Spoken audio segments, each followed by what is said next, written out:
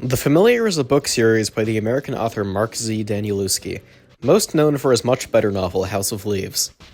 The series is currently on indefinite hiatus after the first 5 out of a planned 27 were published, due to low sales. Let's just say I can see why it got cancelled. I've only read the first out of the currently published 5, so if it gets significantly better later on, then that's great to hear, but I'm just speaking from my experience with the first one here. The Familiar Volume 1, One Rainy Day in May, follows 9 plotlines, which it jumps around between mostly evenly. The plotlines follow Xanther, a young girl who finds a mysterious cat-like creature, Anwar and Astaire, Xanther's parents, and like 6 other people who range from a gang member, a taxi driver, a detective, and a tech scientist who has a magical orb or something like that. Apart from the first 3 characters obviously being connected, the other plotlines start out incredibly diffuse, and there are very few links between them in the first book. This isn't a criticism or a praise, by the way. They evidently come together much more in the following books. Just something to note. Xanther and her family's plot is far and away the most interesting in the book, with the other stories being a mix of mildly intriguing to whatever the extreme opposite of interesting is. I can't blame the first book in a series for not getting too far into any of its plot lines, but even in Xanther's story, so little happens in this relatively lengthy book it's insane. And the things that do happen are mostly far from interesting. There are some really good scenes in the book, particularly around the beginning and end, but they're separated by a lot of stuff that just feels like noise. It isn't interesting or engaging to read, and doesn't feel like it really develops the characters or plot. Another thing I noticed is that the book doesn't feel like it provides you with enough information to really understand what's going on in a lot of the chapters. This is especially noticeable in the cast segments.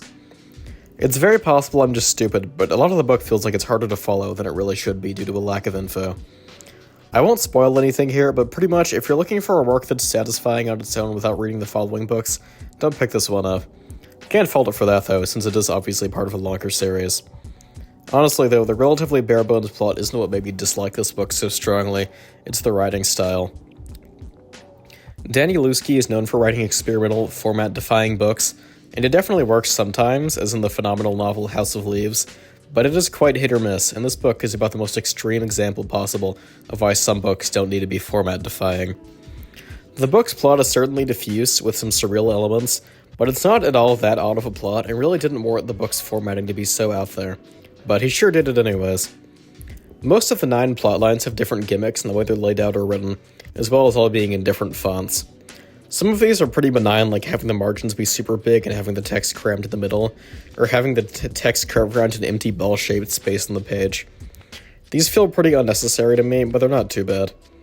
Some of the gimmicks, though, are near unreadable. For some reason, Xanther and her family all have the gimmick of having constant nested parentheses in their sentences, which is pretty irritating to read, and there are a few other bad examples, but by far the worst in the book is the Singaporean drug addicts Jing Jing sections. Jesus Christ. They're formatted like any other book, but they're written in the Singlish language, which is a creole of English and several Asian languages, and I admire the effort to be accurate to how this fellow would speak, but my god, in a book written otherwise in mostly lucid English, this just sucks to read. Wresting pretty much any meaning from his sections is way harder than it has any right to be. If the whole book was written in a style as difficult as this, it wouldn't irritate me this much, but it isn't, and it just feels unnecessary. Oh yeah, and also the book is 880 pages, but only has the word count of like a 300-page book because of the wacky formatting. Trace didn't deserve to die for this. I don't really have any gripes with the characters, they're fine. Most of them don't get enough screen time to really develop and feel a little flat, but the ones that do, mostly Xanther's family, are all quite good characters that are pretty interesting to follow. The flat characters aren't too bad either. That's about my thoughts on them. In conclusion, The Familiar is an okay book dragged down by a horrendous gimmick-based writing style, and you should just read House of Leaves instead. Thanks for watching.